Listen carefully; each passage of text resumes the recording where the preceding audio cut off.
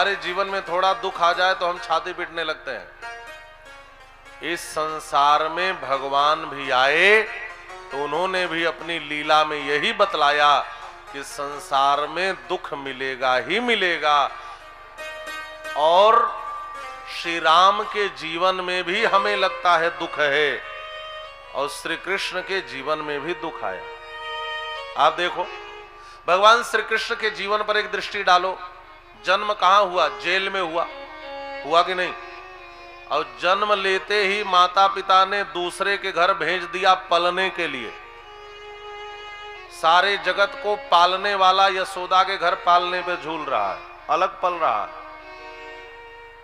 6 दिन के हुए तो पूतना मारने आ गई, 12 दिन के हुए तो सकटासुर मारने आ गया, 1.5 वर्ष के हुए तो तृणावर्त आ गया, अघासुर आया, बकासुर आया, अरिष्टासुर आया। आप गिनती नहीं कर सकते कितने असुर आए।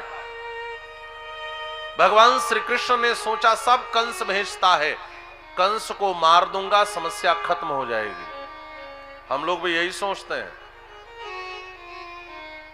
ये समस्या खत्म हो जाती ना तो मेरे जीवन का दुख खत्म हो जाता। हम सब यही सोचते हैं। और कन्हैया ने जाकर जब मथुरा में कंस को मारा, सुखी हो गए? कहा नहीं। तब जरासंध ने 17 बार चढ़ाई की। ये समस्या खत्म होने का नाम नहीं लेती। एक खत्म होती है दूसरी आ जाती है महाराज। 17 बार मार करके भगाया, 17 बार लड़े। एक बार सोचा हर बार लड़ना ही बुद्धिमानी नहीं है, कभी भाग करके भी देखें, शायद समस्या पीछा छोड़ दे।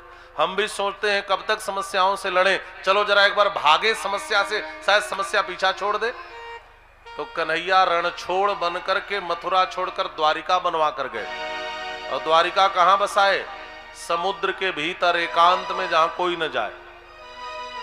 लेकिन द्वारिकाधीश बनते ही महाभारत की विभीषिका सामने आ गई।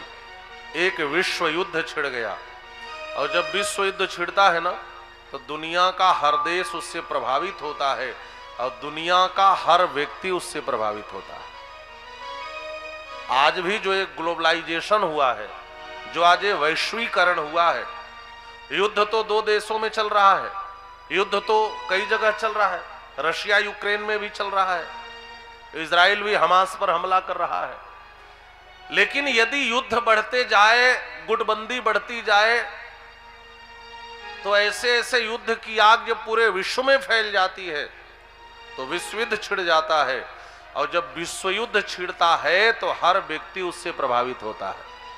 आप विचार करो, वहां युद्ध हो रहा है, तेल पे समस्या आ जाए तो कल भारत में महंगाई बढ़ जाएगी, पूरी दुनिया प्रभावित होती है। महाभारत के युद्ध की विभीषिका छिड़ी तो भगवान कृष्ण भी उससे वंचित नहीं रहे, उनको उतरना पड़ा धर्मियों को मिटाने के लिए। तात्पर्य क्या है? इतने दुख आए, इतनी समस्याएं आई, इतना संकट आया, लेकिन आपने कभी पाया कि बैठकर श्री कृष्ण रो रहे थे? श्री कृष्ण का जीवन कैसा था? कहा श्री कृष्ण तो नाच रहे थे, श्री कृष्ण तो गा रहे थे, श्री कृष्ण तो बंशी बजा रहे थे।